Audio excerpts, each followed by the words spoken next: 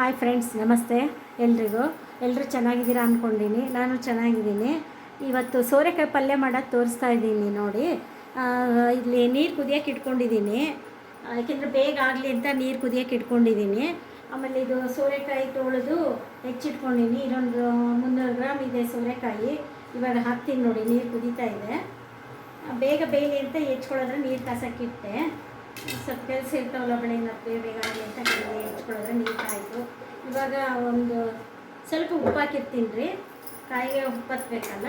ಈ ಥರ ಬೇಯಿಸ್ಕೊಂಡು ಇದು ಬೇಯಬೇಕಿದು.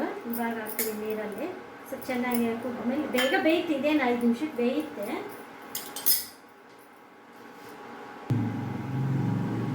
ನೋಡಿ, ಇದ್ರ ಜೊತೆಗೆ ಕ್ಯಾಪ್ಸಿಕಮ್ಮು ಹಾಕ್ತದೆ. ಒಂದು ಚೆನ್ನಾಗಿರುತ್ತೆ ಕ್ಯಾಪ್ಸಿಕಮ್ಮು ಮೊಸರುಗಾಯ್ದು, ಅದಕ್ಕೋಸ್ಕರ ಇದು ಒಂದು ಹಾಕ್ತಾ ಇದ್ದೀನಿ ನೋಡಿ.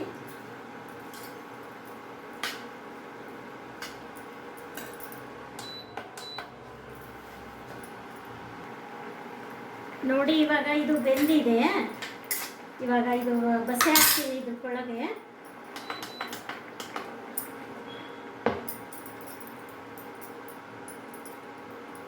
ಇದು ಜಾಂದ್ರ ಇದೆ ನೋಡಿ, ಇದರೊಳಗೆ ಬಸೆ ಹಾಕ್ಬಿಡ್ತೀನಿ. ನೀರು ವೇಸ್ಟ್ ಮಾಡಬೇಕು, ನೀರು ಚೆಲ್ಲಬೇಕು.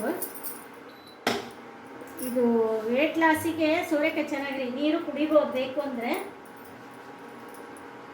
ಕೆಲವರು ಸೋರೆಕಾಯಿ ಜ್ಯೂಸ್ ಎಲ್ಲ ಮಾಡ್ಕೊಂಡು ಕುಡಿತಾರೆ ವೇಟ್ ಲಾಸಿಗೆ. ಅದು ಒಂದು ಒಳ್ಳೆ ಟಿಪ್ಸ್ ನೋಡಿ. ಈಗ ಬರೀ ಒಗ್ಗರಣೆ ಮಾಡ್ತೀನಿ. ಇದು ತಣ್ಣಗಾಗಬೇಕು,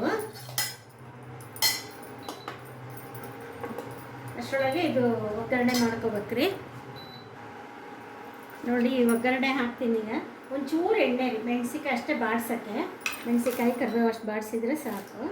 ಸ್ವಲ್ಪ ಎಣ್ಣೆ ಹಾಕ್ಬೇಕು ಅಷ್ಟೇ ಇದಕ್ಕೆ. ಆಮೇಲೆ ಇದು ಮೊಸರು ತಣ್ಣಗಾದ್ಮೇಲೆ ಹಾಕ್ಬೇಕ್ರಿ. ಈಗ ಒಗ್ಗರಣೆಗೆ ಇಷ್ಟೇ ನೋಡಿ, ಮೆಣಸಿನ್ಕಾಯಿ, ಕರಿಬೇವು, ಕೊತ್ತಂಬರಿನೂ ಮೊಸರು ಹಾಕಿದಾಗ ಹಾಕಬೇಕು. ಸಾಸಿವೆ, ಜೀರಿಗೆ, ಮೆಣಸಿನ್ಕಾಯಿ ಇಷ್ಟ ಹಾಕಬೇಕು.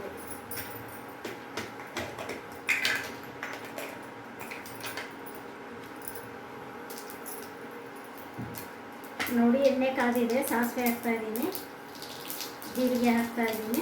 ಸ್ವಲ್ಪ ಜೀರಿಗೆ ಜಾಸ್ತಿ ಹಾಕ್ಕೊತೀನಿ, ಟೇಸ್ಟ್ ಬರುತ್ತೆ. ಆಮೇಲೆ ಇದು ಮೆಣಸಿನ್ಕಾಯಿ ಹಾಕ್ತಾಯಿದ್ದೀನಿ, ಕರಿಬೇವು, ಹಸಿಮೆಣಸಿನ್ಕಾಯಿ, ಕರಿಬೇವು, ಸಾಸಿವೆ, ಜೀರಿಗೆ ಒಗ್ಗರಣೆ. ಸ್ವಲ್ಪ ಇದು ಮಾಡಿದ್ಮೇಲೆ ನೋಡಿ ಒಗ್ಗರಣೆ ಮಾಡಿದೆ. ಈ ಥರ ಸ್ಟವ್ ಆಫ್ ಮಾಡ್ತೀನಿ. ಇದು ಸ್ವಲ್ಪ ಒಗ್ಗರಣೆ ಹತ್ತಬೇಕಲ್ಲ, ಅದಕ್ಕೆ ಹಾಕ್ತೀನಿ. ಸ್ಟವ್ ಆಫ್ ಆಯಿತು ಇಷ್ಟೇ. ಇದು ಸಣ್ಣಗಾದ್ಮೇಲೆ ಮೊಸರು ಹಾಕ್ಬೇಕು ಅಷ್ಟೇ. ಇದು ಸ್ವಲ್ಪ ಎಲ್ಲ ಕೈಯಾಡಬೇಕು ನಿಮಗೆ.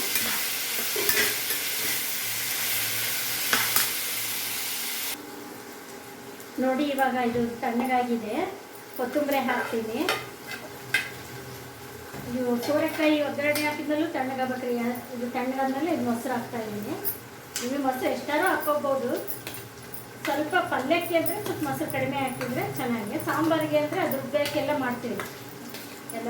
ಮೊಸರು ಸಹ ಬೇರೆ ಹಿಂದಿನ ಮೀಡಿಯಾದಾಗ ಹಾಕಿದ್ದೀನಿ ನೋಡಿ. ಇವಾಗ ಇದಕ್ಕೆ ಸಾಕು ಅನ್ನಿಸುತ್ತೆ ಇಷ್ಟು ಮೊಸರು. ಒಂದು 1/4 ಲೀಟ್ರದಲ್ಲೇ ಅರ್ಧ ಹಾಕಿದ್ದೀನಿ ನೋಡಿ ಮೊಸರು. 300 ಗ್ರಾಮ್ ಇತ್ತು ಇದು ತರಕಾರಿ. ಇಷ್ಟು ರೆಡಿ ಆಯಿತು ನೋಡಿ.